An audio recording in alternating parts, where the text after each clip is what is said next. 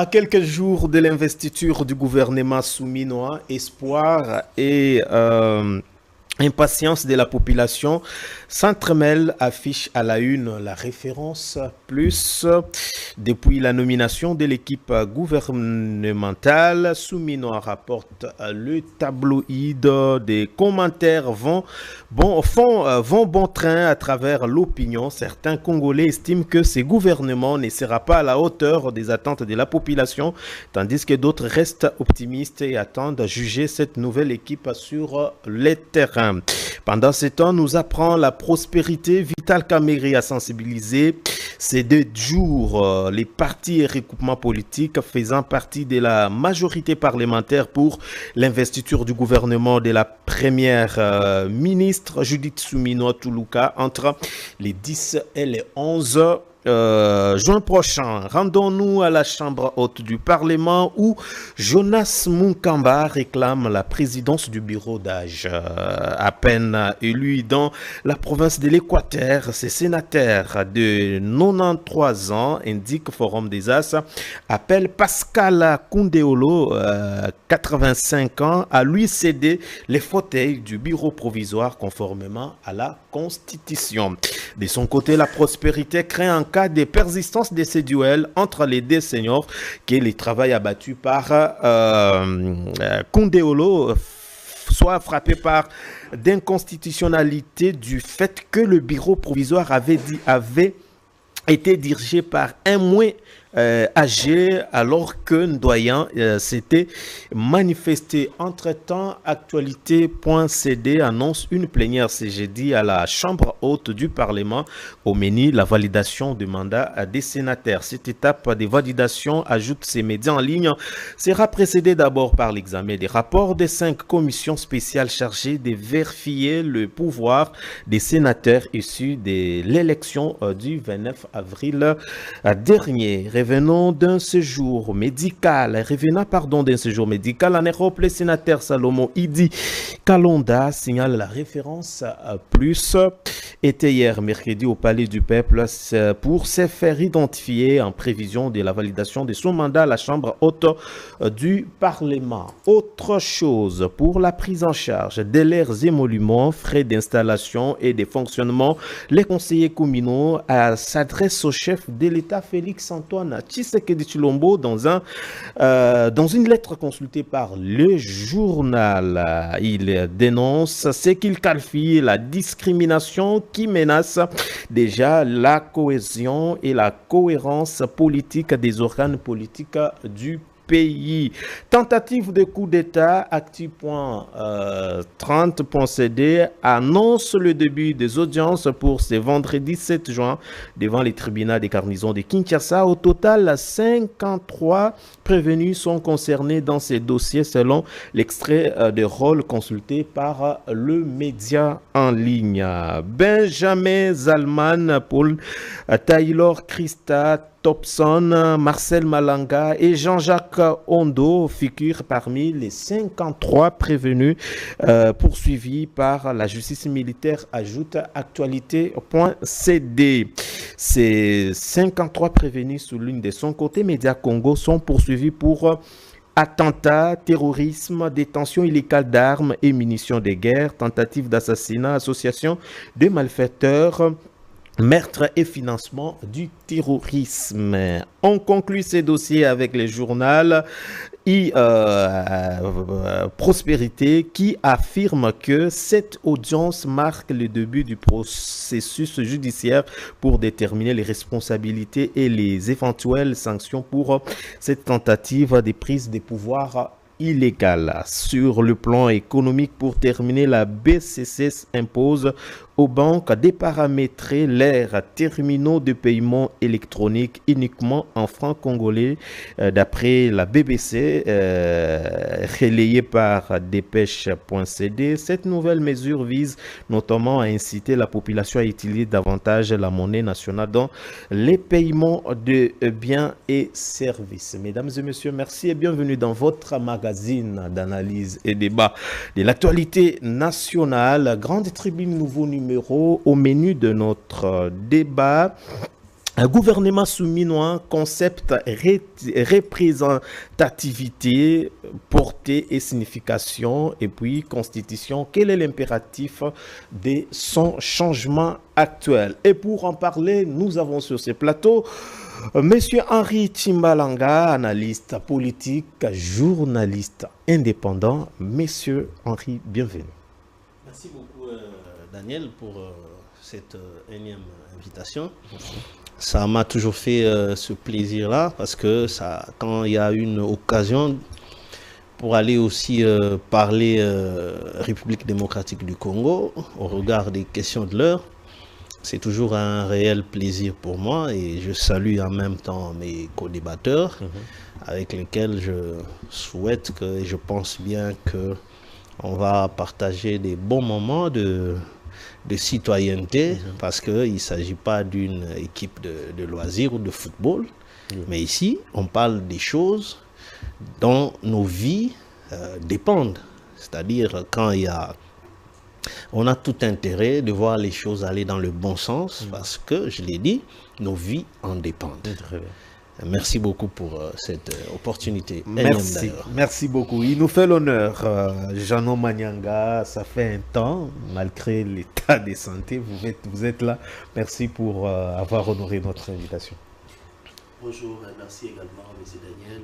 Merci à nos co-débatteurs, comme mon prédécesseur l'a dit. Vous savez que lorsque nous portions la casquette politique, nous défendons réellement ce qui est de valeur politique parce que l'action politique, c'est l'incarnation du besoin réel de la population. Nous sommes en train de défendre réellement les besoins de la population malgré nos appartenances politiques. Comme vous le savez, ce n'est pas un secret pour personne. Je suis communicateur du Front commun pour le Congo, FCC. Il y a 48 heures passées et nous avons fêté 53e anniversaire de notre guide, de notre visionnaire, notre leader, et à qui nous avons souhaité 53e année de sagesse. Vous savez, lorsque nous sommes dans la politique, il y a deux choses qui demandent à ce qu'un homme politique puisse avoir. C'est comme ça que nous nous sommes alignés dans cette logique de souhaiter, n'est-ce pas? Cet anniversaire a une sagesse politique dans le but de pouvoir, n'est-ce pas, surmonter les contraintes politiques et politiciennes, parce que Joseph Kabila reste à présent un acteur politique. Je profite également du haut de votre tribune, saluer nos téléspectateurs. Je pense que hier, lorsque nous avons reçu l'invitation, il y a quelqu'un qui m'a dit, pour ne pas les citer, il me dit « Nous vous invitons parce que la population vous réclame. » C'est pour dire ce que nous faisons, ne le faisons pas pour nos familles. Ce que nous faisons, ne faisons pas pour nos partis politiques. Nous faisons réellement, nous émettions des réflexions, des idées, des orientations à la vie politique, que le politique soit puisse orienter leur action politique par rapport à ce que nous émettions, et ou soit nos partis politiques que nous représentons ici, qui sont dans la quête du pouvoir, pour que plus tard, une fois le pouvoir, réaliser les besoins réels de cette population. Je vous remercie et je me remercie aussi les DG de votre chaîne, nous de l'opposition, à chaque fois que nous avons l'opportunité de passer ici, vous nous l'accordons avec plaisir. Merci beaucoup, Monsieur Jeannot. Il est là déjà, Marius Mumbalama, il est analyste politique, défenseur du bien-être de la population, bien évidemment. Bienvenue également. Oui, merci beaucoup, M. Daniel. Merci pour cette première invitation que vous nous avez lancée afin de participer à ce débat que nous voulons être républicains pour l'intérêt de tous. Permettez-moi d'abord de commencer par saluer nos téléspectateurs qui sont en train de nous suivre à notre moment. Et je considère que nous qui sommes ici sur le plateau, nous ne sommes pas assez intelligents, on n'est pas assez informés que ceux qui nous suivent, mais au moins, avec notre modeste contribution, nous allons tout faire pour éclairer la lanterne de ceux qui sont en train de nous suivre par rapport à la marche du pays. Mais également, permettez-moi de saluer aussi mes co-débatteurs sur ce plateau, à qui je salue. Mais comme vous m'avez présenté, je suis un défenseur du bien-être de la population. Parce que moi, j'ai toujours dit que toute politique concise est mise en application, si ça n'affecte pas le bien-être de la population, n'en est pas une politique. Très bien. Vous voyez? Ça veut dire que c'est l'homme qui est au centre de toute action politique. Si un gouvernement qui a mis en place des politiques publiques qui n'affectent pas le bien-être de la population, c'est qu'il a échoué. Et ce n'est pas une honte de le dire qu'il y a eu un échec, parce que déjà, vous êtes sans ignorer qu'au sein de l'Union sacrée, ils reconnaissent que le mandat passé du chef de l'État a été un échec patent. Très bien. Et à notre grande surprise, nous sommes en train de constater qu'ils n'ont pas pris conscience de cet échec-là, en fait de bien recadrer le tir pour que nous puissions espérer, n'est-ce pas, à un changement, ou bien à attendre maintenant, ou bien à rencontrer les déshydratats de la population. C'est là que nous sommes, le gouvernement Soumina que nous avions entendu tous, semble ne pas rencontrer, n'est-ce pas, les aspirations de la population avant que madame n'entre déjà à fonction. C'est en quelque sorte, on dirait que madame Soumino, elle est déjà impopulaire, n'est-ce pas? Elle est déjà impopulaire au vu du fait que déjà l'Assemblée nationale commence déjà à les contester. Si déjà le président Kamer peut négocier, parce qu'il a fait, ce sont des négociations avec les députés pour qu'ils acceptent l'investiture du gouvernement, c'est qu'il y a déjà un problème.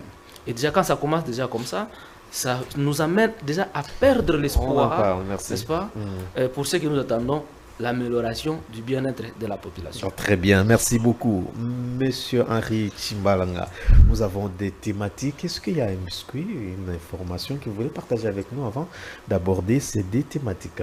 Non, j'ai pas de biscuit, je préfère que vous lanciez déjà. Merci. Parce que avec la télé, le temps c'est...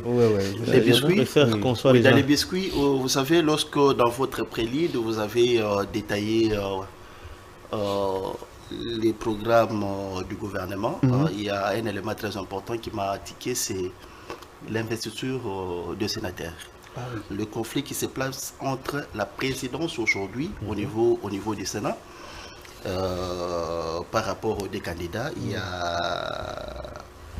y a Jonas Mukamba qui vient d'arriver aujourd'hui, qui vient d'intégrer. Mais avant, il y avait un doyen à la personne de Kinduelo, mais c'est Kinduelo qui est connu aussi au Congo. Lorsque je fais ces analyses, je suis en train de me dire, arriver là où nous sommes arrivés aujourd'hui, c'est un manque d'un leadership au niveau de l'Union sacrée. Oui, l'Union sacrée souffre d'un leadership éclairé. Lorsqu'il n'y a pas un bon leadership, et du coup, il y a la mauvaise gouvernance qui s'installe. Rappelez-vous, en 2023, nous avons organisé dans ces pays une élection qui a fait 4 jours. Et cela a eu des répercussions jusqu'au niveau du Sénat. Donc, les Sénats que nous avons aujourd'hui, qui devraient peut-être être, les sénateurs qui devraient être élus le même jour dans l'ensemble des territoires nationaux, voilà, ça nous produit des conséquences aujourd'hui. Il y a des provinces qu'on a organisées au niveau sénatorial, il y a d'autres provinces qui sont restées. Du coup, cette nouvelle donne s'intègre. Il y a que les leaderships, la manque de la coordination au niveau du sommet de l'État ne doit que tirer cette conséquence. Ce sont des conséquences politiques. C'est quoi l'impact? Les conséquences, c'est quoi, M. Janon? C'est quoi l'impact? L'impact, les conflits entre les deux. Je pense que, oui, les conflits du point de vue politique est réel compte tenu des règlements intérieurs. C'est le plus âgé, n'est-ce pas, qui doit prendre la présidence. La mission, quelle est la mission réelle? Quel est le temps accordé pendant la présidence en cours? Je pense que la présidence est en cours d'aider. Je pense que c'est un mois, c'est 30 jours que les Sénats devraient organiser les élections définitives. Et ils sont allés au-delà de ça. N'est-ce pas? Après, il y a d'autres organisations, il y a d'autres provinces qu'on a organisé les élections après. Il y a une nouvelle donne qui s'insère avec un nouveau président, un doyen. Donc, les régimes... Ils doivent recommencer? Non, on ne doit pas recommencer les élections. C'est pour dire que... Oui, on parle ici que l'actuel risque d'être frappé par... Non, c'est ce que je dis en conclusion. ces désordres, ces embrouillons relèvent de la mauvaise organisation des élections depuis 2023. Nous devons que tirer ces conséquences-là. C'est une réalité, c'est une chose, c'est un cas de jurisprudence qui vient de s'insérer dans la vie politique avec la vision union sacrée. Voilà. Ok, merci beaucoup. Alors, nous prenons la première thématique. Vous aviez déjà au début abordé la question des souminois. Je ne sais pas si c'était déjà... Non, moi, par rapport au biscuit, je voudrais seulement... Dans quelques secondes, comme ça... Oui, c'est les décisions impopulaires qui sont prises dans notre pays. Au lieu de s'attaquer aux causes du problème, on s'attaque aux conséquences et du coup, le problème reste non résolu. La décision que vient prendre la Banque centrale aujourd'hui, qui demande aux banques commerciales de paramétrer leur distributeur automatique de monnaie en francs congolais, ça n'a rien à voir avec les problèmes que nous avons de dollarisation de notre économie. Parce que le fait d'obliger les banques de paramétrer, n'est-ce pas, leur distributeur en monnaie locale ne va pas dédollariser notre économie. Ouais. Toutes les consommations de l'État se font en monnaie étrangère. Les ministres sont payés en dollars, les députés sont payés en dollars. Nous, la population, la pauvre population, quand nous sommes payés, nous sommes obligés d'aller chercher la monnaie locale, les dollars, pour aller payer les loyers, pour aller payer les écoles. On doit commencer d'abord par dollariser notre économie, n'est-ce pas? De dollariser notre économie. Et ça, la Banque centrale doit trouver des politiques nécessaires. Et parce que ça, c'est du n'importe quoi, c'est populiste et tout. Ça n'aura aucun impact. Sauf que ça va avoir comme impact, n'est-ce pas, la thésaurisation de la monnaie. Personne ne va pas aller mettre son argent à la banque, de peur que quand il va aller retirer, qu'on l'oblige de prendre les dollars, et quand il a le franc, et quand il a le franc comme ça, il sera encore obligé d'acheter les dollars, et du coup, il perd encore son pouvoir d'achat. Ouais. Et donc, ça, ce n'est pas résoudre un problème, c'est aux conséquences, c'est d'en créer d'autres. Et les grands problèmes à long terme, si maintenant les décisions, ça risque d'amener le banque commercial en faillite. Parce que la banque commerciale vit de quoi? Ça vit de nos dépôts. Et quand nous déposons de l'argent en banque, la banque aussi profite. Parce que la banque crée la monnaie à travers le crédit, à donner le crédit. Maintenant, la banque va donner le crédit, sinon on ne dépose pas comment. C'est ça le grand problème. Merci beaucoup. Alors, M. Henri Timbalanga, gouvernement souminois, concept, représentativité, portée, signification. Ça, qu'est-ce que vous entendez par là? Merci, mais un peu vite. Je pense que la situation de s'il s'agit de paiement des terminals électroniques, donc ça ne concerne pas les distributeurs automatiques, les ATM. Les terminals en paiement électronique, ça voudrait dire par exemple quand vous allez dans un supermarché, quand vous devez payer par des cartes en francs congolais, ça doit être paramétré en francs. Parce que j'ai suivi que la précision là-bas, il s'agit des PTE. C'est-à-dire les paiements à terminal électronique, ce qui est différent avec les ATM, les distributeurs automatiques de billets. Bon, pour aller maintenant tout droit à la thématique, si vous pouvez reprendre un peu la thématique. La thématique gouvernement souminois, concept représentativité. Oui, la représentativité, ce concept-là, Daniel, je pense que dans certains cas, on peut subir le dictat des mots inutilement et dangereusement parce qu'il s'agit de la vie d'une nation. Nous avons d'abord, quand on parle de représentativité, est-ce des individus qui sont représentatifs par rapport à leur ancrage dans la population congolaise ou l'on parle d'une représentativité par rapport à nos coin d'origine. C'est ça le problème. Si on doit parler en termes de... On sous-entend que cette représentativité, de la manière dont on nous la réclame, c'est en termes d'origine, de coin, de province, et ainsi de suite, c'est une très mauvaise chose. Parce que de là, on met tout de suite à côté les compétences. Vous savez, quand on ne tient plus compte, on ne met plus en exergue, au premier plan, les compétences. Comment voulez-vous qu'on se retrouve dans un état où tout est à refaire, tout est difficile? Et dans ce cas-là, on ne parle pas compétence, mais on pense à la représentativité qui est en fait un très faux problème. Bon, maintenant, on peut ramener cette représentativité-là par quoi? Nous avons par exemple 4 espaces linguistiques. Ok. Les swahiliphones, on a les Kikongo, Lingala et les Chiluba. Bon, maintenant, ces 4 espaces ici n'ont pas le même nombre de provinces suite au démembrement. Vous voyez, l'espace Kasaï a pratiquement maintenant, je crois, si c'est 5 provinces.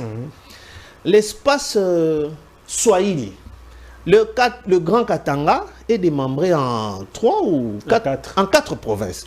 Quand vous prenez encore l'Est, c'est l'espace Swahili. Il y a maintenant combien de provinces? Alors, comment on pourra tabler sur une représentativité rationnelle si on prend d'abord l'élément espace linguistique? Vous vous rendrez compte que ça devient encore un autre problème. Bon, est-ce qu'on doit penser en termes de tribus? On en a 450, on aura quelle taille de gouvernement? Et c'est pour résoudre quel problème? Vous voyez, je pense que la portée, elle n'est que destructive. Ça ne nous arrange à rien. Voilà, il y avait un problème ici. Au gouvernement, il n'y a pas un originaire du Maniema. Or, c'était faux. On a une ministre qui est originaire du Maniema. Maintenant, le problème, c'est quoi? Là-bas, on ne la connaît pas. Sûrement qu'elle n'a jamais vécu là-bas parce qu'il y a des gens qui est né ici, par exemple, à Kinshasa, grandi à Kinshasa, il s'est marié qu'à Kinshasa, mais pourtant, il est peut-être du Bandundu, du Kasaï. Mais quand il est là au gouvernement, il représente maintenant quelle origine? Franchement. Prenons le cas de Patrick Mouyaye. Il est du Kasaï. Les gens peut-être ne savent pas que Mouyaye c'est un Kassaïen. Mais est-ce qu'il est nommé à titre de sa province? Parce que je suis sûr et certain qu'on ne le connaît pas là-bas au Kasaï. Il n'a jamais été là-bas. On les connaît. Bon, alors dites-moi, il est là en représentativité de quelle province? Là-bas, on ne le connaît pas. Il y en a même qui sont ici qui ne savent pas que Mouyaye c'est un Kassaïen. Oui. Alors dites-moi, c'est une notion. Le problème, c'est que nos politiques cachent leur égoïsme. Et c'est comme ça qu'il donnerait raison au cardinal Ambongo, qui a évoqué la notion du partage du gâteau qui sera à la base de frustration. On l'a insulté. Aujourd'hui, qu'est-ce que nous voyons? Les membres de l'Union sacrée n'ont pas caché leur frustration. On a vu Eliezer. Les premiers propos, parce que maintenant il a essayé de modifier pour se cacher, mais les tout premiers propos, quand il est sorti pour réagir, il n'a pas caché, il a dit, bon, on est frustré, on ne peut pas cacher, on pensait que comme on est proche du chef, donc on sera ministre. Est-ce que quand il se battait pour être ministre, c'était pour représenter sa province? Parce que lui, il est de l'Oman. Mais non, je ne pense pas que dans sa tête, c'était ça.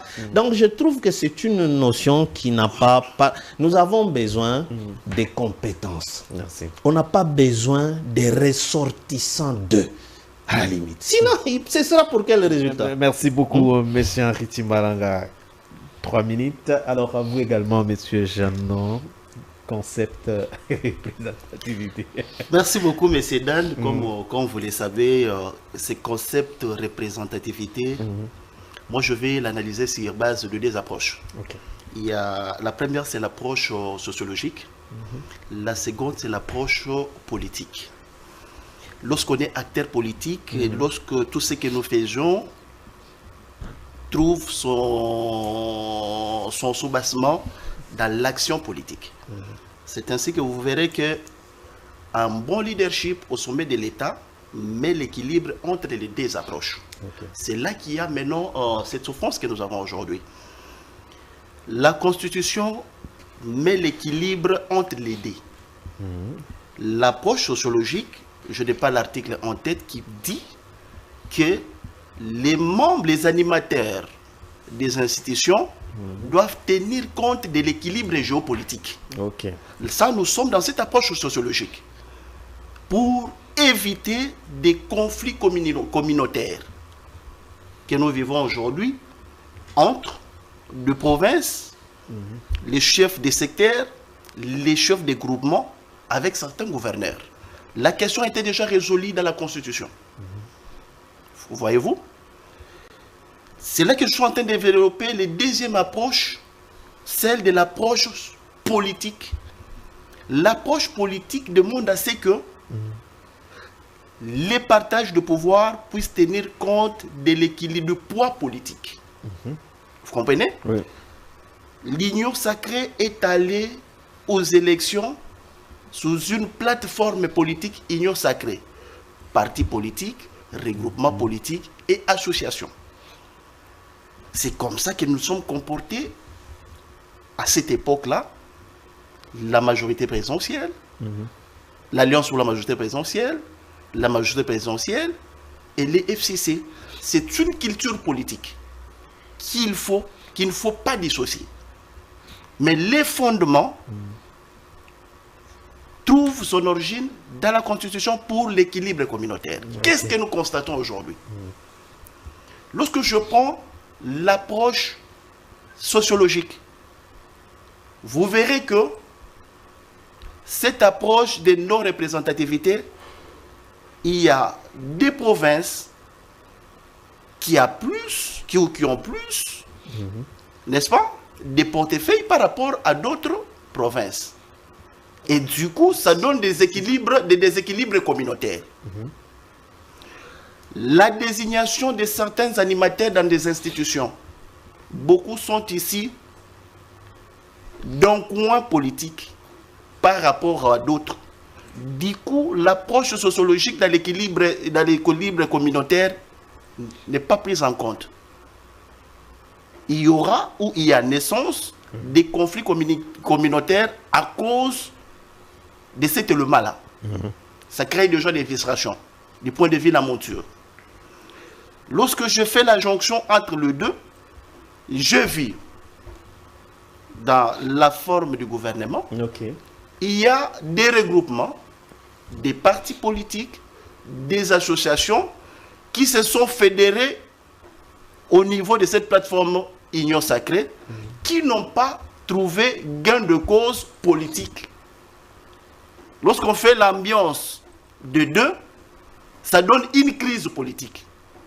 C'est la crise que nous avons aujourd'hui dans l'Union sacrée. Avant de résoudre la crise, n'est-ce pas? Moi, je me suis posé plusieurs questions.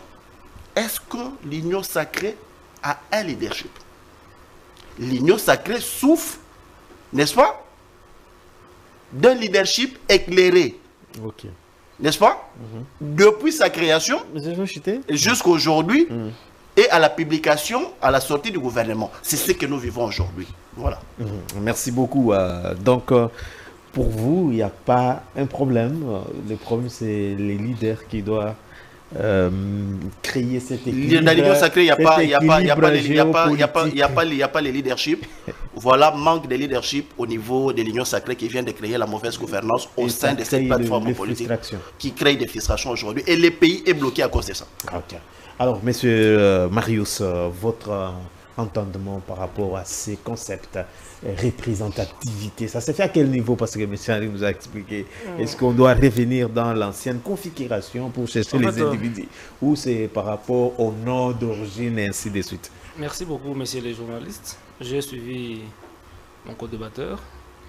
Je pense que cette notion-là de représentativité trouve son soubassement dans la Constitution. Oui, monsieur Jean l'a dit. La Constitution, à son article 90, le troisième paragraphe, n'est-ce pas? Le troisième paragraphe insiste sur la représentativité. Donc, ce n'est pas quelque chose qui vient au hasard comme ça. Et quand on parle de la représentativité, on ne parle pas de l'espace linguistique, parce que la Constitution ne parle pas des espaces linguistiques. On parle des provinces. On parle de provinces.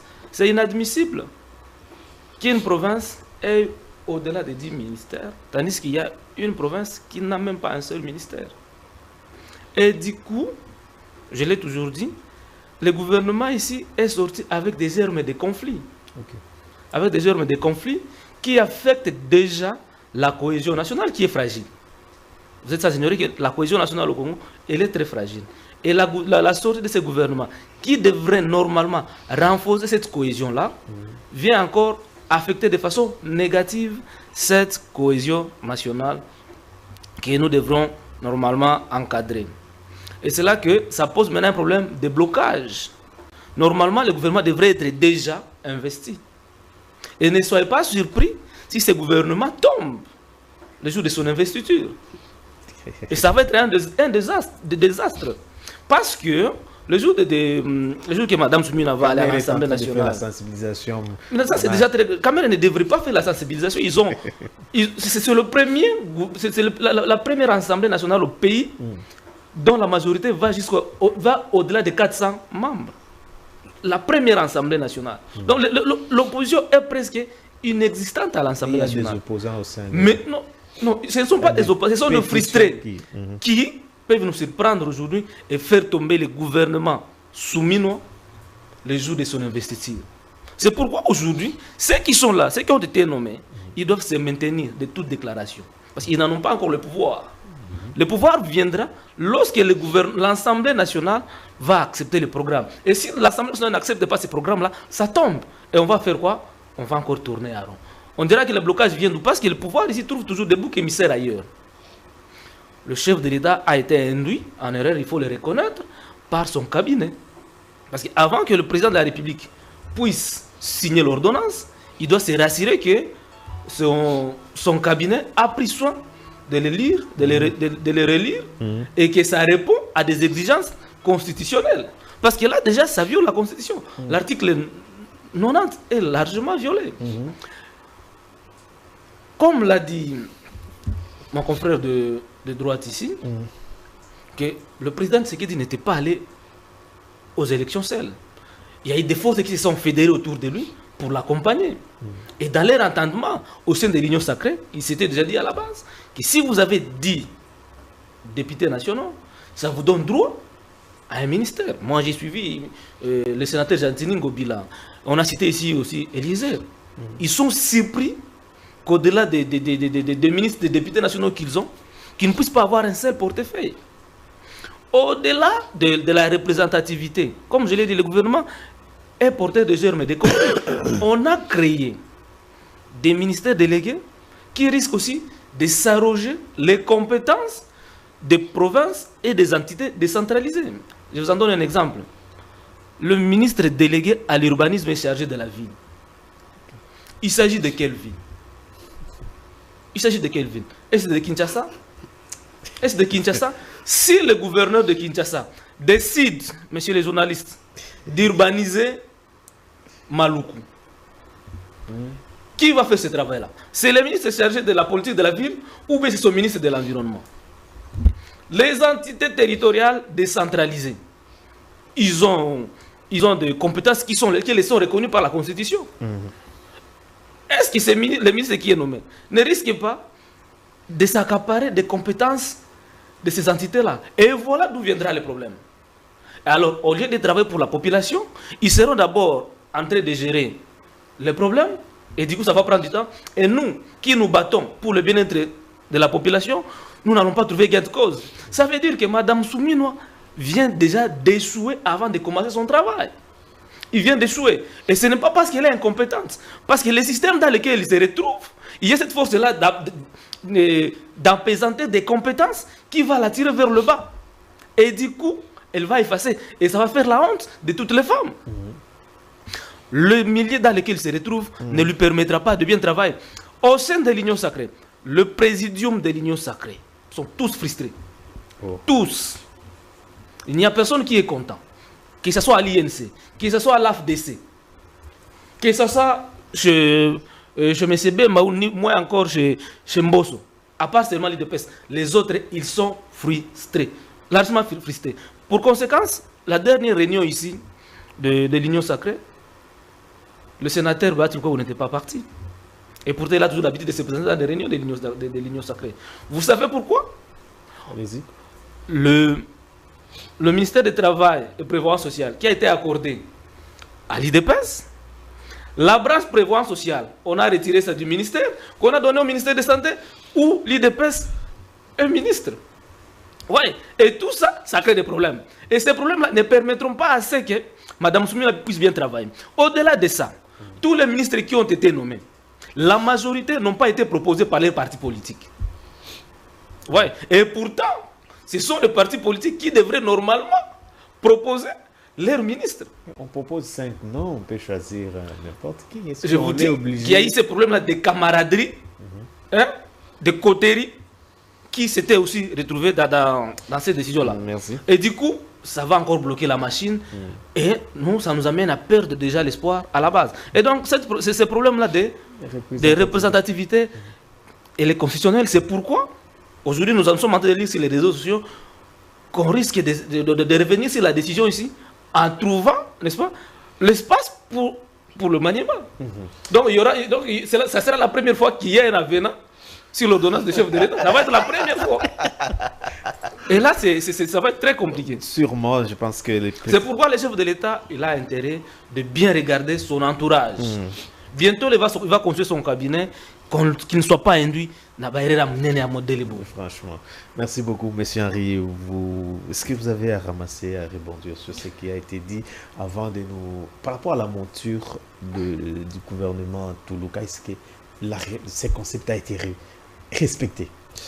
Je pense que surtout mon co-débatteur là, il nous a un peu précédé même dans la thématique, mais ça c'est bien dit.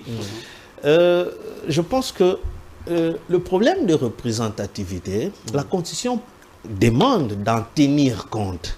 Mais vous savez, dans ça, tous ceux qui sont frustrés ne le sont pas au regard de ce prescrit-là. Souvenez-vous, dans ce pays, sous la même Constitution, Matata Pogno 1, c'était 36 membres. 36. Matata Pogno 2, c'était 44. Et ça a été même bien fait, il faut le dire, parce que j'ai suivi même Donald Trump quand il parlait du leadership de Matata Pogno, c'était élogieux. Voyez un peu cette dimension-là. Bon, que je sois de son obédience ou pas, mais c'est un Congolais. Quand il y a un plus, il faut prendre ça. Il ne faudrait pas que quelqu'un de l'extérieur y voit ce qui est bon ici, mais nous-mêmes, on ne voit absolument rien. Et maintenant, nous avons un problème. Quand nous avons ce souci-là de diminuer le train de vie de nos institutions. Or, cette histoire-là, quelque part, vous savez, je plains un peu le FCC, qui serait à la base de ce gouvernement éléphantesque. Parce que quand le FCC était seul aux commandes, mais comment ils ont travaillé avec un gouvernement de 36 membres et jusqu'à 44? Et ils ont travaillé. Matata, on a vécu plus de 8 ans, Mouzito Matata, où ils ont stabilisé le taux. Franchement, bien qu'on ait connu pendant cette période-là la réinsertion mondiale, une crise mondiale où on n'achetait pas les matières premières, mais ils ont maintenu. Mais quand maintenant il a été question de faire le FCC cash, comme à ce moment-là, Félix Tshisekedi souffrait de ce manque d'expérience. Lui-même l'avait dit, que de nous tous qui sommes vivants en RDC, il n'y a que Joseph Kabila qui a l'expérience d'avoir dirigé le Congo. Ministre, ce n'est pas l'expérience d'avoir été le chef de l'État. Vous voyez, le FCC l'a pris au piège pour lui faire un gouvernement éléphantex, afin que lui maintenant ne broie que du noir. Et c'est ça la conséquence. Alors, cette mentalité-là, il faudrait que nos élus se rétractent. Pourquoi à l'époque où Matata a fait un gouvernement de 36 ministres, on n'a pas évoqué la représentativité des provinces? Voyez par exemple ici, pour essayer un peu de rectifier un tout petit peu, il n'y a aucune province qui n'a pas un ressortissant là-dedans. Le Sankourou, mais Kandolo, Madame Kandolo, elle est du Sankourou. Alors, il faut avoir la bonne information. Tout est faux. Il n'y a aucune province qui a une moyenne de 5 ministres. Le problème se situe à quel niveau? Ça se situe au niveau de... Est-ce que c'était un partage de gâteaux en vue? Maintenant, les gens ne voient pas le Congo. Vous pensez qu'à cette allure, comment on va réaliser tous les projets? Parce qu'eux seuls veulent être très nombreux. Vous avez... J'en profite déjà pour entamer la thématique, la mouture. Mais cette mouture-là, elle est inutile. Elle est inutile. Mais écoutez, pourquoi ne pas carrément fusionner le ministère du Travail, Emploi et Prévoyance sociale? Pourquoi en faire 3 ministères? C'est une charge inutile de l'État. Parce que le travail et l'emploi, en quoi c'est différent? Qu'est-ce que le ministre de l'Emploi va faire? Et qu'est-ce que le ministre du Travail va faire? Et le ministre de la Prévoyance sociale? Mais ça doit être fusionné dans un seul ministère. Le ministère, par exemple, de la recherche scientifique, pourquoi on doit le scinder à celui de l'enseignement supérieur universitaire? Tout le monde sait. Quand vous terminez l'université, vous êtes préparé à quoi? À la recherche scientifique. Point barre, on doit prendre ce ministère-là et mettre à côté celui qui est là, qui était toujours là, et encore qu'il n'a aucun résultat qu'il a donné, et retourner ça au ministère de l'enseignement supérieur et universitaire. Ça va encore diminuer les charges de l'État. Il y a beaucoup de ministères comme ça. Vous avez par exemple le ministère des Affaires étrangères. Il y a un vice-ministre aux Affaires étrangères et il y a un ministre délégué, Bestine Kazadi, aux Affaires étrangères. Pour aller faire quoi? Elle sera déléguée pour contrôler le ministre, le VPM en charge des Affaires étrangères, ou alors qu'il y a un vice-ministre, et tout cela, ça rime à quoi? C'est une mouture qui n'a pas été objective, parce que si tous... On doit cette question de représentativité, peut-être au niveau des partis politiques. Mais écoutez, cette histoire-là, c'est pourquoi on se retrouve, chacun veut créer les partis politiques, on se retrouve jusqu'à plus de 1000 partis politiques. Et maintenant, quand vous avez plus de 1000 partis politiques, vous ne serez pas en mesure de tabler sur la représentativité. Écoutez, Daniel, supposons, parce qu'il y a des ministères qui sont purement très techniques. Par exemple, on vous donne le ministère de la Justice et on vous parle de la représentativité. Et vous vous rendez compte que sur tous ceux qui sont là, il n'y a aucun juriste. Ou par exemple, maintenant, il y a que vous avez déjà 2 ministres, mais qui sont par exemple d'une même province. Et maintenant, vous avez un autre, mais qui a été élu, mais qui est l'unique juriste. Vous allez prendre un médecin pour le mettre dans votre quota là au ministère de la Justice. C'est pourquoi j'ai évoqué que au regard des problèmes que nous avons, que ce pays a, il n'est pas question d'entamer, de se battre pour des notions que l'on peut facilement gérer. D'ailleurs, pour créer l'Union sacrée, en tout cas, les gens de l'Union sacrée sont méchants vis-à-vis de la République. Comment ça? Mais Félix Tshisekedi, comment il est arrivé à créer l'Union sacrée? Quel avait été le leitmotiv? C'était quoi? Il est allé vers les individus qui bénéficient de la représentativité nationale. Ce n'était pas en termes de tribu ou de province. Il dit que quand je vois Katumbi, c'est un leader national. Il a la représentativité nationale. Quand je vois Bemba, c'est un leader national. Il n'était pas question pour lui d'aller dans des provinces. Quand il voit Bahati, soit iliphone, Katumbi soit iliphone. Mais il n'était pas question d'espace linguistique. Il avait besoin des gens qui sont reconnus sur l'ensemble de... C'est ça la véritable représentativité.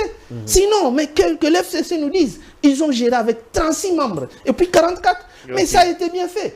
Ou est-ce qu'il y avait-il un problème de représentativité? Alors, c'est un problème qui va nous mettre à genoux pour rien.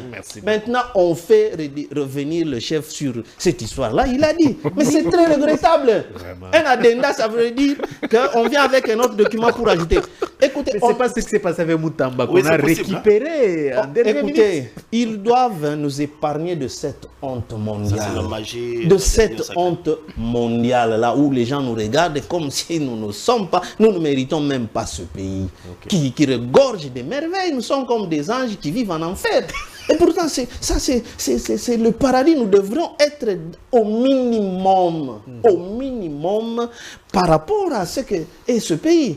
Moi, je pense que Souminois, qui devrait être dépassé de ces événements, parce que ces gens-là, il y avait des troubles à Tchangou, et on soupçonne Eliezer Tamboué, qu'il aurait donné de l'argent aux gens, que les gens rejettent la dame qui est reconduite, voilà, pour que lui soit là. Tu vois? Bon, c'est entre eux-mêmes qui s'accusent maintenant, on ne sait pas qui dit vrai. Alors il faudrait que Félix, en tant que chef de l'État, en tire une leçon. Que les gens qui sont là autour de lui, ils ne sont pas là pour lui. Merci. Alors, monsieur Jeannot Manyanga, la question de leadership revient encore. Tout à fait. La monture, comment avez-vous... Est-ce que le problème est là où on peut... comment épargner tout ce qu'il y a comme situation?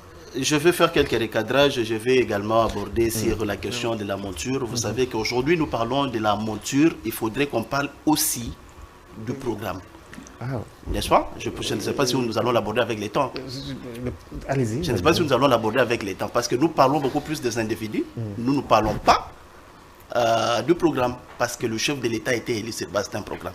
Les premiers qui viennent, il sera investi sur base de son programme. Il faudrait qu'on reste dans l'essentiel. Ici, nous avons commencé à défendre nos partis politiques. Bon, voilà. J'ai aimé mon prédécesseur lorsqu'il a parlé, il prend le style FCC.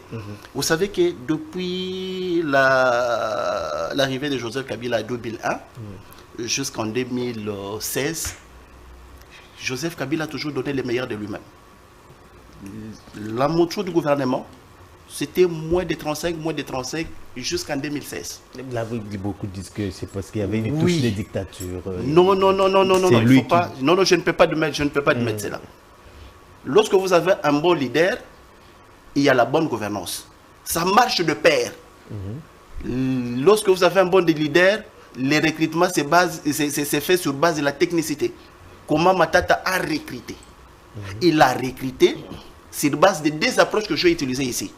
Tout en respectant l'article 90 de la Constitution, n'est-ce pas, l'équilibre géopolitique.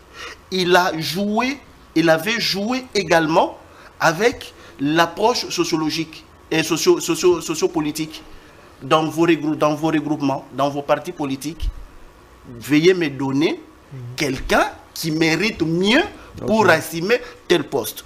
Lorsque mon prédécesseur a parlé de la technicité, il a énuméré un bon nombre de ministères qu'il faut fusionner.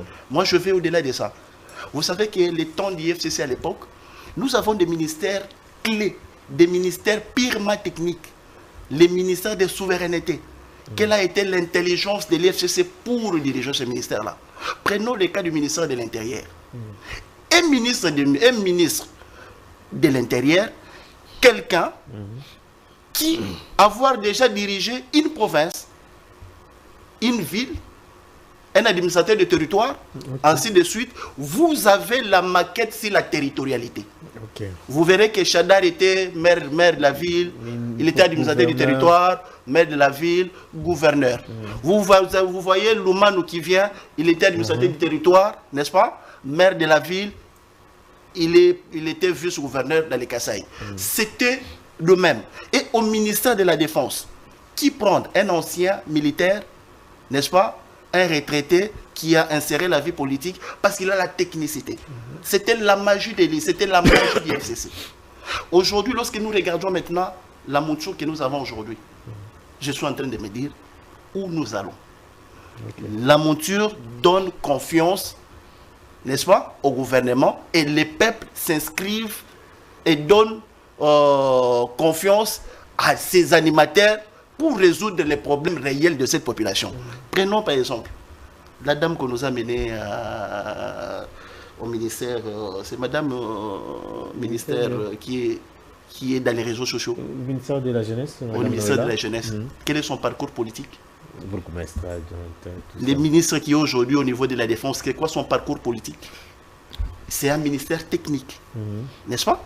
Ce sont des choses, lorsque nous sommes dans les parallélismes de fait, nous sommes en train de nous dire, les FCC et l'Union sacrée, il n'y a pas match. Est-ce que c'est parce que ce sont les raisons qui ont poussé à chaque fois de revoir les mêmes personnes dans la composition du gouvernement sous les régimes du FCC, la compétence ou l'expérience, pardon, tout ça? On donne la chance à la jeunesse, on donne la chance à... Vous savez, monsieur Daniel, la Constitution ici, elle a été produite sur les recommandations de l'opposition à l'époque, qui sont aujourd'hui au pouvoir, et les pouvoirs qui sont dans l'opposition aujourd'hui. Je prends dans sa forme, je prends la forme de cette Constitution. Comme ça, on prend la dernière thématique. Cette Constitution voulait mettre... la dernière thématique. Écoutez, la Constitution a eu à mettre terme avec la bourgeoisie administrative, qui a été implémentée par le régime Mobutu. Il faudrait que l'enfant de tel, qui devient ministre, qui devient gouverneur, c'est comme ça que Joseph Kabila a eu à mettre terme avec la Constitution. On a donné l'opportunité à tout le monde. Tout Congolais, n'est-ce pas, aimé par cette population, on aille aux élections, vous pouvez devenir ministre, gouverneur avec, n'est-ce pas, l'appui de cette population parce que la population voulait avoir ses représentants réels. Maintenant, aujourd'hui, l'Union sacrée vient de nous ramener dans l'approche bourgeoisie administrative. C'est ainsi que vous verrez dans l'Union sacrée aujourd'hui, hier, ils ont dit que Kabila nous bloquait. les peuples ont consommé ça, n'est-ce pas? Pendant une période, on dit que non, c'est Moïse Katumbi qui nous bloquait. Et les peuples landais, ils ont consommé. Après une période, je pense en 2023, le président de la République, il dit non, non, c'est les députés qui me bloquent. Mais ça devient difficile. Nous arriverons en 2024, il dit que non, c'est la Constitution qui me bloque. Voyez-vous? Au cours de cette même période, c'est lui-même le président qui dit non, non, non, non, les sénateurs me bloquent. Oh. Vous comprenez? Bon, nous sommes en train de nous poser des questions. Est-ce que l'Union sacrée a un leadership? Lorsque moi je suis un enseignant de leadership politique, je suis en train de dire la conclusion, elle est simple. Merci. L'Union sacrée souffre d'une crise de leadership éclairé. Et du coup, les restes, n'est-ce pas, les restes n'est en train que de produire la mauvaise gouvernance que nous avons aujourd'hui. On doit donner des boucs émissaires, des alibis du matin jusqu'au soir qui bloquent les présidents de la République, qui bloquent l'Union sacrée. Ça manque de leadership. Merci. Parce qu'ils n'ont pas une vision. Il faudrait qu'on parle, comme je l'ai dit tantôt, il faudrait qu'on parle d'un programme. Quel est le programme? Est-ce qu'on peut patienter qu'elle soit investie? C'est là qu'on peut aborder. Qu'elle sera investie sur base de quoi? Parce que nous parlons déjà, il faut qu'on anticipe, nous parlons déjà d'un programme de premier. Nous, les politiques qui sont avec vous ici, nous ne votons pas sur base des polos, n'est-ce pas? Ni des 1000 francs. Nous votons sur base d'un programme. Je me pose des questions. Quel a été le programme du président de la République en 2023? Le président n'a pas présenté aux Congolais un programme.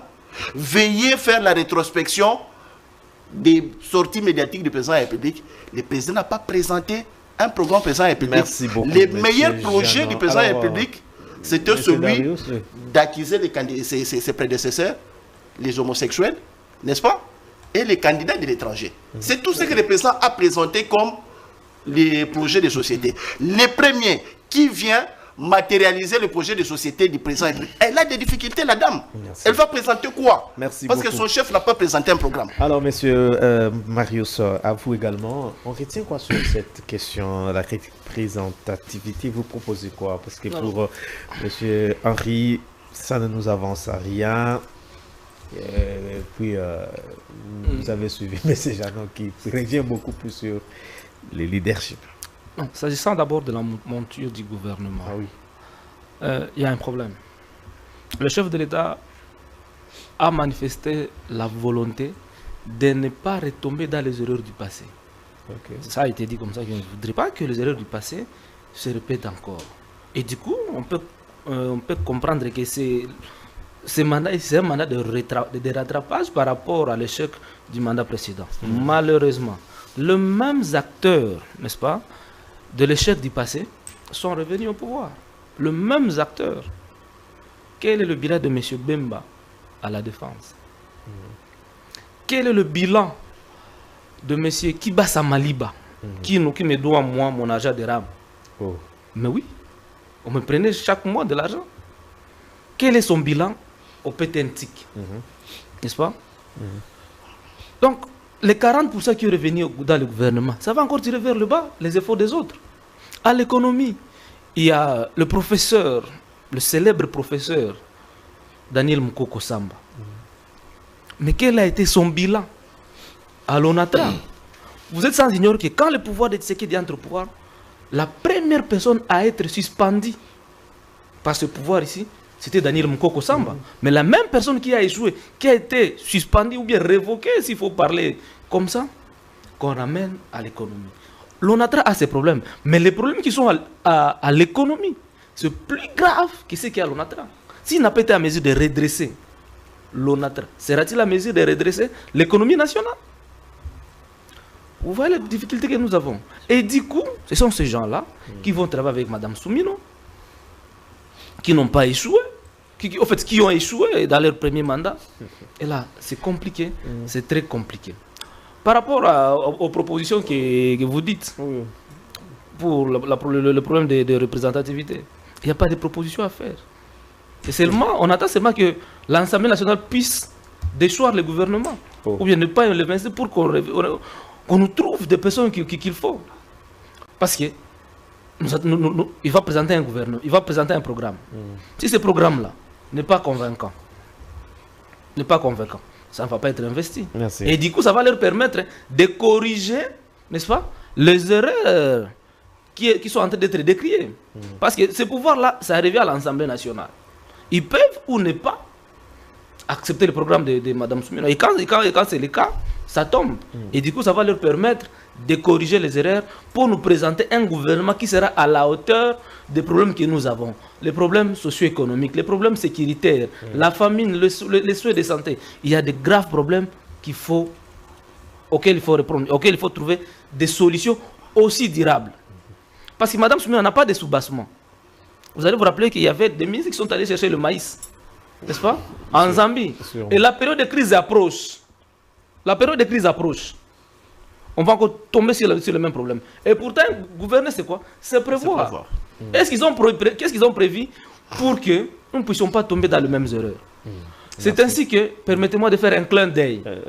Oui, pour terminer par là, aux femmes kimbanguistes qui ont prouvé le contraire au gouvernement en achetant un bateau de pêche. Par le Tinsan, ils ont mis les moyens ensemble, ils ont acheté un bateau de pêche. L'argent qu'ils ont mis ensemble pour acheter le bateau de pêche ne correspond pas à l'argent que nous déboursons pour aller acheter l'impiodi au Namibie. C'est décevant. Merci. On prend la deuxième thématique, constitution. Quel est l'impératif de son changement actuellement? Monsieur Henri. Daniel, je crois qu'il faut que nous soyons très sérieux. J'ai comme l'impression que au Congo, les acteurs font la politique sans pour autant maîtriser ou se renseigner sur l'histoire politique de la RDC. Et là, c'est dangereux. On ne s'engage pas en politique sans pour autant avoir d'abord d'où est-ce que nous venons. Cette constitution ici, d'abord, on ne nous dit pas clairement. La révision, qui du reste, c'est un acte constitutionnel. Mais il faut d'abord qu'il y ait des motifs. Vous avez même un juge. Quand un juge doit condamner quelqu'un ou une personne, il y a ce qu'on appelle le motivé. Donc c'est la partie où le juge est en train de signaler le pourquoi pour maintenant annoncer sa décision. Mais même quand vous voyez par exemple l'autorité pour signer une ordonnance, soit-elle, il commence par les visas. Vu la Constitution de la République, vu telle disposition, ce sont des visas qui l'amènent jusqu'à poser sa signature. Cette constitution ici, jusque-là, il n'y a rien qui nous soit dit clairement que voilà pourquoi nous voulons la changer. Changer la constitution, c'est une autre opération qui est trop exigeante par rapport à une révision. Vous voyez? Prenons d'abord cette même constitution-là. Évidemment, moi je conclus que nous souffrons du manque de culture, de respect des textes. Cette constitution ici, on a un constitutionnaliste, professeur André Mbata, qui est dans l'Union sacrée. Lors de l'anniversaire de cette constitution, je crois que c'était en 2021, avec cette constitution en main, les vidéos sont là. Que dit André Mbata? Celle-ci, c'est la meilleure des constitutions. Et aujourd'hui, et je pense même qu'il sera dans cette équipe-là, selon la vision de Félix Tshisekedi, mais que Mbata revient d'abord pour nous dire, en ce temps-là, en 2021, c'était la meilleure des constitutions. Et maintenant, pour le deuxième mandat du président de la République, ça devient un chat noir. Il doit nous dire le pourquoi. Bon, maintenant... Pour eux, ils pensent qu'il y a des dispositions qui dérangent. Vous avez observé les retards qu'on a connus dans la mise en place des institutions. Écoutez, non, ça c'est... Vous savez, Kabila aurait dit à Félix, tu vois tous ces gens-là, ces députés-là qui fuient pour aller chez vous, ils vous coûteront cher. Mais c'est ça, c'est ce qu'ils sont en train de faire. Tous ces gens, ça lui coûte cher. Et d'ailleurs, selon certaines indiscrétions, nous sommes journalistes, n'oubliez pas. Ces gens-là sont en train d'exiger 50 000 $ à chacun pour l'investiture du gouvernement. Donc, ils ne sont pas dans tout ce que nous, on peut dire que non, Soumine, on n'a pas de programme. C'est faux. Ils veulent de l'argent. Ce sont des méchants qui n'ont rien à voir avec le bien-être du peuple congolais. Tout à fait. On les a vus ici rejeter Mbosso. Et puis après, ils ont tous voté pour Mbosso. Ça veut dire quoi? Mbongo, Kanyaka, quand ça roule, donc ils ont toujours dans ce même système-là de faire du chantage. Ok. À un certain moment, avec leur chantage-là, il faut le dire, niet, ils ne feront rien. Cette constitution ici, qui consacre, prenons un exemple, l'autonomie de gestion des provinces, la retenue à la source de 40%, qui respecte ça? Depuis le FCC jusqu'aujourd'hui où Félix est seul, c'est toujours le même comportement. Les gouverneurs, ils sont insignifiants devant les ministres de l'Intérieur. On a vu ici sous Sama des députés provinciaux qui sont venus passer une nuit à la Belle Étoile devant la primature. On les a même chassés. Qu'est-ce qu'ils revendiquaient? Leurs émoluments. Mais les provinces là envoient de l'argent à Kinshasa. Mais pourquoi ne pas leur autoriser au regard de cette constitution? Donc vous n'arrivez pas d'abord à respecter cette constitution qui pour autant a des dispositions salutaires, mais vous voulez maintenant la diaboliser. Non, c'est vous là, qui êtes diabolique. Écoutez, on continue à faire de certains citoyens des super-hommes. Est-ce que cette... Oui, je chute par là. Oui. Nous vivons un phénomène. Vous avez la super-gouverneure du Lualaba. Il y avait un problème, on devrait organiser des élections pour mettre fin au régime des gouverneurs intérimaires dans 14 provinces. Mais pourquoi on a refusé au Lualaba? Elle sert les intérêts de qui? Quand elle vient ici à Kinshasa, les vidéos circulent. Ce sont les voitures immatriculées présidence de la République qui la raccompagnent à l'aéroport. Qui est-elle? Elle a quel rang ici? Même les ministres n'osent pas entrer dans ces véhicules-là. Mais elle, qui est-elle? Est-ce que c'est la Constitution qui leur ordonne de faire ça? Mais non. Et les gouverneurs en violation flagrante de cette constitution-là. Mais vous voulez quoi? Qui est mauvais? Ce n'est pas la constitution. L'article dont certains veulent tromper les Congolais, au motif qu'on a cédé notre partie de souveraineté. Mais écoutez, c'est pourquoi j'ai évoqué l'histoire politique. Je salue mon DG, Jérémy, je chute par là, c'est très important, qui m'a toujours dit, Henri, j'aime beaucoup quand tu abordes plus le côté politique, l'histoire politique. La constitution de 1967, sous Mobutu, qui avait entre autres parmi les rédacteurs Étienne Tshisekedi Wamulumba et Marcel Liaou. Mais dans cette constitution, il y a cette disposition-là que l'on veut diaboliser. Quand vous allez vous signer des traités internationaux et des accords, c'est question de rapprocher les uns et les autres vers l'objectif, même quand Félix est allé dans l'EAC. Mais les règlements de l'EAC disent quoi? Tout membre, quand vous intégrez l'EAC, mais l'EAC dispose de vos terres. Vous voyez, c'est comme ça, ce sont des principes universels, alors qu'on nous dise d'abord quel est leur motif. Si c'est pour prolonger le nombre de mandats, c'est encore très dangereux. Merci. Alors, monsieur Jeannot Manyanga, changement la Constitution, quid de l'opportunité? Il n'y a pas l'urgence. Il n'y a pas vraiment l'urgence pour le changement de la Constitution. Mais sauf que je constatais que l'actuel président de la République, qui est le fils d'un opposant, qui est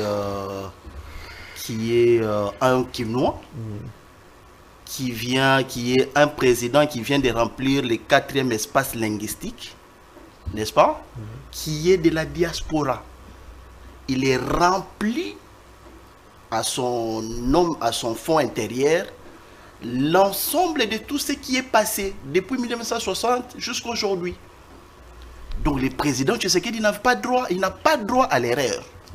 Mais sauf que ce que je constate, l'actuel président est en contradiction avec son leader politique qui est son père biologique. Je fais des recherches, je suis tombé sur un document. Ok. 200 citations, je pense que vous pouvez les présenter au peuple congolais. Hein. Ah, ok. C'est bien. Vous comprenez? Lorsque je lis ces documents, je constate que le président Tshisekedi est en contradiction avec son père qui est son leader politique. Allez seulement à la page 10 ou 11, à la page 11. Vous pouvez lire aux téléspectateurs. Je vais vous montrer que l'actuel président est en contradiction avec son mentor politique. Je pense page 11. La misère de notre pays vient du fait que nous ne respectons pas nos propres lois. Nous avons créé des lois et les avons ligotées au lieu de nous faire ligoter par elles. fin des Je citations. venais de dire ça. Vous comprenez? J'ai démontré ça. C'est clair. Merci beaucoup pour une L'actuel- telle recherche Très intéressante. L'actuel régime a ligoté la Constitution. Lorsque vous lisez cette Vous Constitution, dites qu'il est en contradiction avec son père, mais Félix Tshisekedi est entouré de Mobutistes, de Kabylistes, voire même Tshisekidistes. Alors il y a des... les kabylistes, en passant lui-même, Joseph Kabila avait dit qu'il n'avait pas 15 collaborateurs. Parmi les 15 les rejetés sont ceux qui sont avec Tshisekedi, que mon prédécesseur a dit. Ces genres de politiciens coûteraient cher au président de la République. Ils coûtent cher au président de la République. J'introduis. Allez-y. Lorsque vous prenez notre constitution, telle qu'Mbata l'a présentée, une bonne constitution qui respecte les règles générales au niveau interne et au niveau extérieur. La composition de notre constitution a 3 corps. Il y a la partie qui prend uniquement, n'est-ce pas, les problèmes africains. Parce que nous sommes un pays au sein de l'Union africaine. La seconde partie est composée des problèmes internationaux et mondiaux. Parce que nous appartenons aux Nations Unies. Nous sommes membres permanents des Nations Unies. Et notre constitution, pour chuter, prend les corps de problèmes internes. Ce sont les 3 principes qu'une constitution peut prendre au monde. Et même si vous évoquez amener tout constitutionnaliste, lorsque votre constitution n'arrive pas à respecter les 3 principes, ce n'est plus une constitution. Donc Joseph Kabila a respecté les 3 principes. Qu'est-ce que nous avons aujourd'hui avec notre problème? Ce sont des politiques. C'est le régime actuel qui a ligoté nos lois. Ce n'est pas les lois ce n'est pas la constitution qui les bloque, tel que je l'ai évoqué ici. Lorsque nous étions dans les FCC cash, on nous a taxé que Kabila a bloqué les présidents. Oui. Et les peuples ont compris.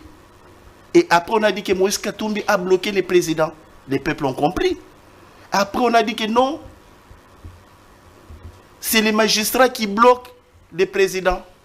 Et après, c'était les députés qui ont bloqué les présidents. Et après, c'est la Constitution qui bloque les présidents. Et nous sommes en train de nous dire, est-ce que réellement, au Congo, nous avons un problème de texte? C'est là que j'ai dit, les pères biologiques répondent à son fils. Il dit, nous n'avons pas un problème de texte. Réellement, nous avons un problème d'homme. Et aujourd'hui, l'Union sacrée bloque. Et l'Union sacrée, c'est bloque. L'Union sacrée, le coordonnateur des présidents de la République. Le président de la République est bloqué. Et rappelez-vous, je suis avec un journaliste. On pose au président de la République, qu'est-ce que vous avez prévu, qu'est-ce que vous avez prévu pour le développement de PEDEL 145 territoires, et les peuples réclament, n'est-ce pas, les réalisations, et le président dit non à cette question demandée de PNID. Donc le président est redevable à rien. Tout bloque le président de la République. Et aujourd'hui, nous avons un premier. Et beaucoup sont en train même de les féliciter pour dire que non, il était au ministère du Plan. Il a piloté les PEDEL 145. Et je vous dis, les PEDEL a bloqué.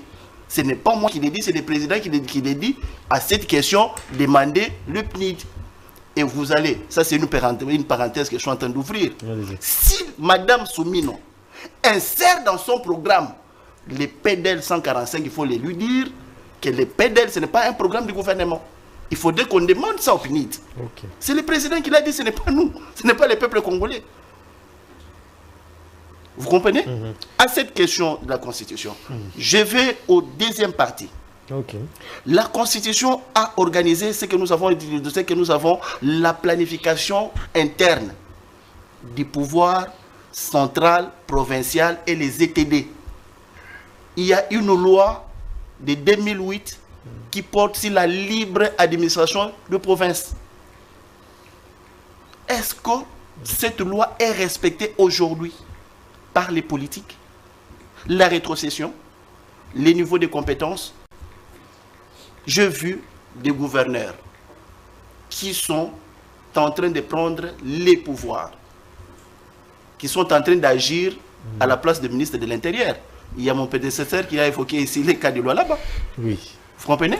J'ai vu le ministre de l'Intérieur faire sauter un ministre de l'Intérieur. Est-ce que c'est la Constitution qui a bloqué? Ce n'est pas la Constitution. La séparation de pouvoir. Je pense seulement au pouvoir local parce que moi, j'ai évolué beaucoup plus à l'intérieur. Je vu... Donc, les raisons évoquées non... Et non fondées. Ah. Les raisons évoquées par les régimes en place et non fondées parce que nous avons une très bonne constitution.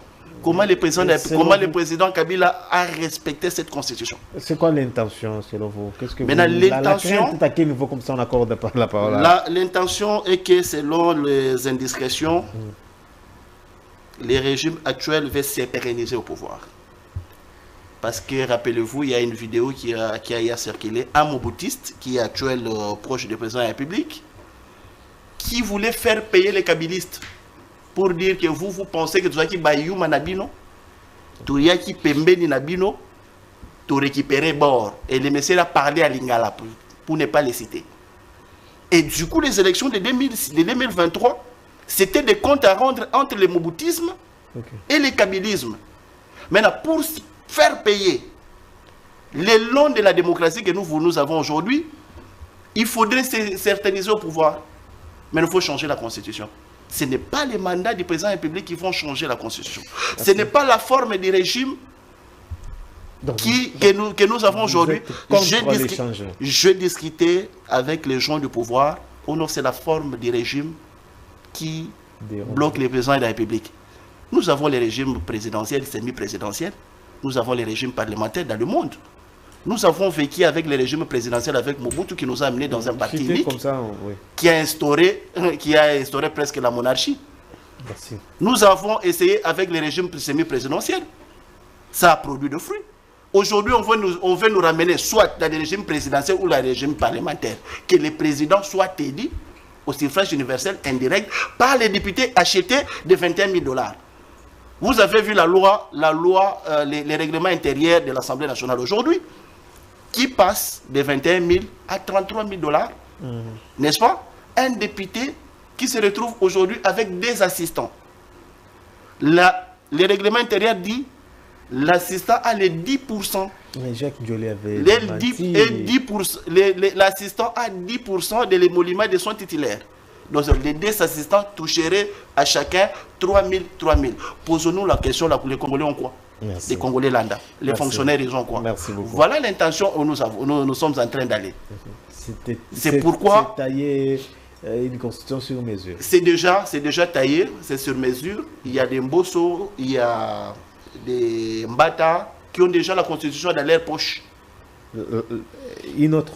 Et oui, il y a déjà une ébauche de la constitution. Le président a promis qu'il va mettre une commission qui va traiter cette question.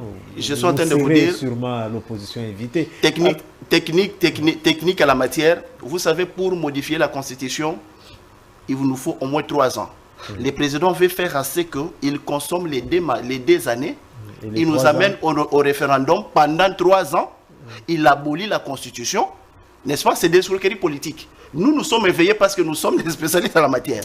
Donc, c'est-à-dire les 3 ans qui va consommer pour aller au référendum, ça sera un mandat de transition. C'est là que je suis en train de dire, Herman Cohen nous avait dit, le président Tshisekedi dans son second mandat, c'est un président de transition. Je pense que je suis en train de confirmer la thèse de Herman Cohen. Merci. Alors, M. Marius, votre lecture par rapport à ces débats? Oui, en fait... le problème des Congolais, du Congo, notre pays, ce sont les problèmes de ces acteurs politiques, les hommes qui nous dirigent, qui n'ont pas le sens d'honneur et le sens de parole donnée. Les textes n'ont rien à voir. Monsieur Harry venait de citer ici Mbata. J'ai vu la vidéo qui brandit la Constitution en disant que c'est la meilleure Constitution que le pays n'a jamais eue. Et il serait dans cette commission-là pour travailler sur notre Constitution. Au-delà de M. Mbata, il y a une autre vidéo qui est en train de circuler du professeur Njoli n'est-ce pas? Qui dit que 10 ans, c'est beaucoup pour un président de la République. Ok. La vidéo est là, je peux vous la transférer. Mais lui aussi, un professeur de son état, il devient aussi le chantre de la même cause. De la même cause. Qu'est-ce qui a changé du coup? Mon co-débatteur ici venait de le dire. Nous avons l'expérience de tous les systèmes. Ok. Et nous connaissons les limites de tous les systèmes. Nous avons connu le problème, nous savons tous l'histoire politique. Le problème qu'a connu le premier ministre Lumumba et le président Kasavubu dans le régime parlementaire. Mobutu a été, nous connaissons le pouvoir de Mobutu avec le régime présidentiel. À un moment donné, Mobutu a été épuisé. Il a été épuisé. Ouais. Le régime ici, qui est un régime hybride, ça vaut pour le pays, Mbata l'a dit. Ça vaut pour le pays. Le problème du Congo, ce n'est pas les textes, ce n'est pas la constitution. Et il y a des questions profondes sur lesquelles il faut travailler pour atteindre le bien-être de la population. Parce que même si on procède à la révision de la constitution, en quoi est-ce que ça va affecter le bien-être de la population? En quoi est-ce que la révision de la constitution va construire des hôpitaux pour rencontrer les problèmes de la population, va construire des écoles, va amener à ce que notre monnaie soit embellie, que la monnaie ait de la valeur? Ce sont à ce genre de questions-là que les gouvernements devraient s'y mettre. Commencer déjà à réfléchir pour améliorer le bien-être du pays. Cette histoire ici va leur prendre du temps. Et du coup, on ne va pas travailler pour l'intérêt général de la population. Ouais. Et donc, M. Félix devra tout faire pour aménager sa cour. Qui ne connaît pas Mbikaï dans ce pays? Les comportements de Mbikaï. Le même Mbikaï, à l'époque le dernier pouvoir de Kabila, quand Kabila était en train de partir, il était parmi les personnes qui demandaient à Kabila de revenir pour un 3e mandat. Et c'est le même Mbikaï aujourd'hui qui vient souffler aux oreilles du chef de l'État, qui est en train de passer partout pour dire qu'il faut voir la Constitution. Ce sont ces hommes-là qui hier voulaient entêter le président Joseph Kabila d'aller pour un 3e mandat, qui se mettent maintenant autour du président Tshisekedi pour l'amener dans cette velléité de la révision de la Constitution, au lieu d'apporter des questions aussi importantes qui touchent à la vie de la population. L'expérience passée du pays nous amène à croire que non, le système dans lequel nous sommes aujourd'hui est le meilleur. Et si on continue à maintenir ceci, en respectant nos textes que nous avons ici, ça va faire en sorte que le pays va de l'avant. C'est pourquoi moi je le disais, à l'Assemblée nationale, je n'entends pas Kamere dans les histoires de vote de loi. Parce que c'est aussi l'une des missions de l'Assemblée nationale. Parce que je suppose que le pays a déjà beaucoup de textes qui ne sont pas connus par la population, qui ne sont pas mis en pratique. Mais je l'attends beaucoup plus dans le contrôle. Parce que le gouvernement ici a aussi la mission de mettre en pratique, de respecter les textes du pays qui régit l'ensemble du pays. Et que celui qui ne sera pas à mesure de respecter tous ces textes-là soit interpellé par l'Assemblée nationale et sanctionné s'il ne respecte pas les textes du pays. C'est là qu'il y a le problème. Le problème, c'est d'abord dans le respect des textes. Il y a des questions profondes auxquelles il faut trouver solution. Le mandat passé a été un échec. Alors, travaillez maintenant dans le sens de trouver solution au problème. M. Henry l'a dit avant l'émission ici. Si vous échouez les 2 premiers mandats, ce n'est pas au 3e mandat que vous allez trouver solution au problème. Mobutu, dans son temps, les grandes réalisations qu'il a à réaliser, c'était, n'est-ce pas, dans les 10 premières années. Mais après ça, ça a été un chaos. Après ça a été un chaos. Et c'est dans les 10 ans ici, que le président de la République devrait nous donner le meilleur de lui. Devrait travailler dans le sens d'améliorer notre niveau de vie. Parce que moi, c'est pas quoi j'ai comme l'impression, mais là où Kabila nous a laissé, au lieu d'avancer, nous avions régressé. Parce que les 200 000 francs sous Kabila n'est pas pareil que sous Tshisekedi. Merci beaucoup. Et ça, c'est un grand problème. Alors qu'il a tous les instruments nécessaires en fait de travailler pour améliorer le bien-être de la population. Le bien-être de la population, c'est à lui de nous les donner. Il a fait un programme qui du reste est bon. Merci. Nous attendons maintenant la mise en pratique de ce programme-là. Et c'est Mme Soumina qui a la charge de donner corps à ce programme-là. Mais malheureusement, le système dans lequel il se retrouve il sera toujours compliqué pour lui Merci beaucoup, de réaliser le projet Marius, ou bien la mission que lui a confiée le chef de l'État. Monsieur Henri, changement de la constitution devient tabou au pays. Non, non, pour terminer, je vais encore ouvrir un peu. Écoutez, Marius a ouvert une brèche, c'est très important. Ce n'est pas chercher à faire plus d'années. Ou s'éterniser, ça ne doit pas d'abord être en termes d'individus, Félix Tshisekedi soit-il. Donc ça ne sert à rien de vouloir proroger des mandats. L'UDPS peut se battre pour qu'après Félix, en 2028, qui présente un autre candidat. Mais pour revenir à ce qui est important, j'ouvre un peu dans les petits détails. Le maréchal Mobutu, effectivement, c'est dans les 10 premières années. Il prend le pouvoir en 65. La RTNC, que vous voyez là, c'est en 66 qui commence cette réalisation. Le barrage d'Inga, c'est en 69. Tout ce que vous avez ici sur le boulevard, vous avez Sozacom, CCIZ, déjà 71, 72. Vous avez la foire internationale de Kinshasa. Donc, il a fait des grandes réalisations pendant les 10 premières années. Et au-delà de cela, il commence la gabégie. Parce qu'à un certain moment, il perd même sa rigueur sur la gestion, sur la défense, parce que lui était ministre de la Défense. Plus ça va, et il devient maintenant déconnecté. Mobutu se réveillait chaque matin, lui seul. Il appelait toutes les provinces pour en connaître lui seul. Mais avec le temps, il a été fatigué de faire cet exercice-là. À 5 heures, il est debout. Il appelle Kinshasa, il appelle Mbujimai, il appelle Lubumbashi. Lui-même, il prend les renseignements. Et il prenait ses appels lui seul, il ne donnait pas au protocole. Mais au final, il devenait fatigué. Mouzé est arrivé ici. Mouzé n'a fait que 3 ans. Mais dans les 3 ans-là, Mouzé n'avait pas de constitution, il dirigeait par décret-loi. Mais il a pu faire ce qui pouvait nous prouver que... Et puis, il n'avait pas de budget, vous le savez. Mais il a payé les militaires à $100. Mouzé Kabila. Il a créé le service national. Dans ces 2 ans-là, aujourd'hui, on a des résultats parce que c'était un génie. Et il y avait une... Est-ce que dans ces 3 ans-là, on n'a pas appris les détournements? Et d'ailleurs, par respect, Mouzé a foutu à Makala une personnalité. Ils étaient à 2 parce qu'ils ont détourné l'argent destiné aux vivres des militaires. Il les a foutus en prison de Makala. Vous voyez? C'était ça le kabylisme en fait. Donc, c'est ça le kabylisme. Nelson Mandela avait dit ceci, le pouvoir est fatigant. Et il n'a travaillé que 2 ans pleinement comme chef de l'État. Et le reste, c'était Thabo Mbeki, son adjoint. Il a dit l'objectif pour moi, c'est à ce qu'on renverse la tendance de l'homme blanc qui ne pourra plus jamais prendre le pouvoir parce que les Noirs sont... Alors, j'ai plus de problème de m'éterniser, je suis déjà fatigué. Qu'on nous évite cet objectif-là. La Constitution n'est pas mauvaise parce que vous ne l'avez pas encore appliquée. On doit l'adapter à nos réalités. Quelles sont nos réalités? La Constitution n'est pas adaptée. Écoutez, elle est déjà adaptée. Écoutez, contexte Daniel, dans lequel... nous sommes en 2004 sous 1+4.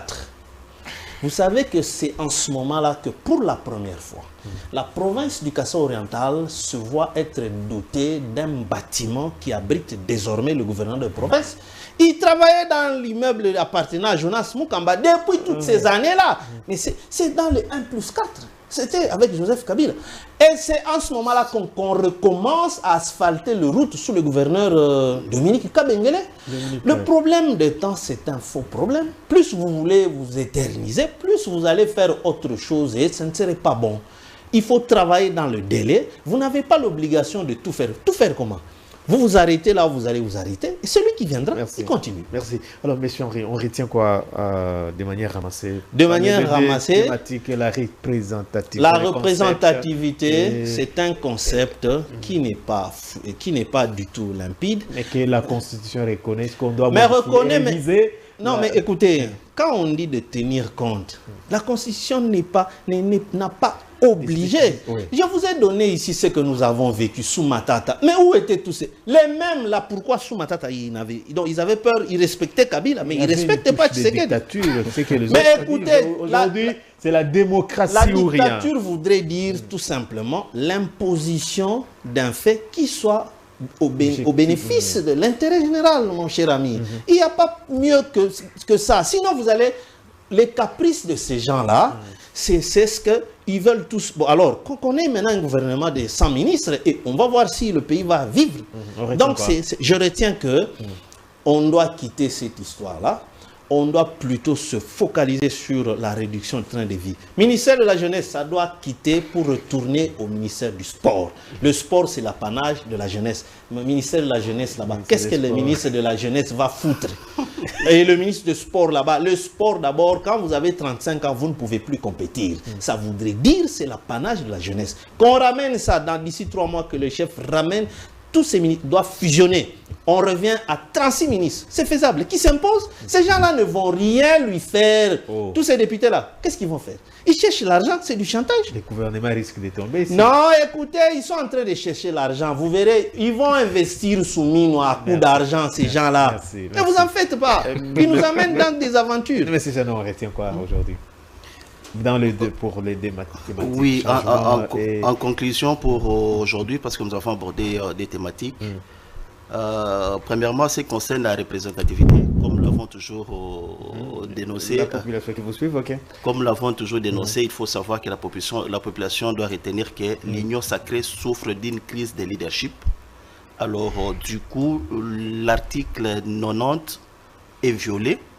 Parce que le président de la République devrait tenir compte de l'équilibre géopolitique qui est constitutionnel, qui lui cause maintenant un problème avec la paix communautaire. Deuxièmement, dans la représentativité, par manque de leadership, il y a des fistrés au sein de l'Union sacrée en dépit des scores qu'ils ont réalisés des députés nationaux et des députés provinciaux. Vous comprenez?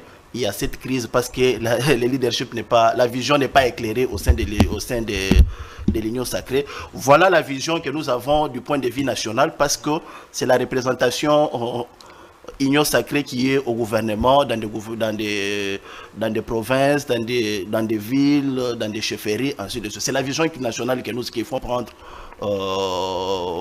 maintenant. À ce qui concerne la Constitution, je suis en train, comme je l'ai dit tantôt, nous avons une très bonne Constitution.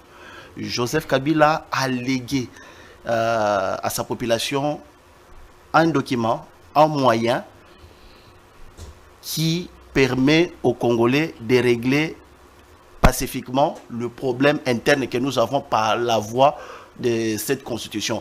Il n'y a pas nécessité ni priorité de pouvoir la changer. C'est la meilleure constitution que nous avons aujourd'hui. D'ailleurs, le prof Mbata l'a témoigné plusieurs fois. Voilà aujourd'hui, mais il faut plutôt, nous Congolais, de pouvoir mettre des bâtons à tout celui qui oserait, n'est-ce pas, changer la dite constitution pour le mandat, parce qu'il y a un groupe de gens qui veut prendre le pays en otage. Il faut retenir que le problème, c'est l'union sacrée. L'union sacrée, c'est l'union sacrée. C'est l'union sacrée et ses acteurs qui bloquent la machine. Et le chef de l'État a tout intérêt d'aménager, n'est-ce pas, sa cour, en fait de se doter de personnes qui vont l'aider, l'accompagner à atteindre ses objectifs. C'est lui de rencontrer les besoins de la population. Quant à la question de la taille du gouvernement, la taille n'est pas un problème en soi, mais la qualité aussi. C'est ça qui devrait être un problème. Mais déjà, quand nous voyons déjà tel que le gouvernement nous est présenté, il y a beaucoup de problèmes qui entrent. La probité morale n'est pas au rendez-vous de beaucoup d'acteurs dans le gouvernement. Le sens de redevabilité n'y est pas. La qualité aussi pose problème. En ce qui concerne la révision constitutionnelle, comme nous l'avions dit, nous avons une très bonne constitution. Okay. Le professeur Mbata l'avait déjà dit que la constitution que nous avons, c'est la meilleure que le pays n'a jamais connue. Nous avons l'expérience de tous les systèmes. Le système présidentiel, nous connaissons ses limites. Le régime parlementaire, nous connaissons les limites. Donc, celui-ci, ça ne pose pas problème. Le problème, ce sont les hommes qui sont appelés à mettre en application ce texte-là. Merci beaucoup. Et c'est là qu'il y a le problème. Merci beaucoup, chers messieurs, pour votre participation pour les débats de qualité. Merci, monsieur Henri. Merci, monsieur Jeannot Manyanga. Effectivement, je voulais juste vous dire aussi merci, merci beaucoup pour l'invitation. En tout cas, je pense prochainement, nous sommes disponibles pour répondre. Merci beaucoup, mesdames, messieurs. C'est la fin de ces magazines. Retrouvez Dan Zinc demain à la même heure. D'ici là, portez-vous bien. Au revoir.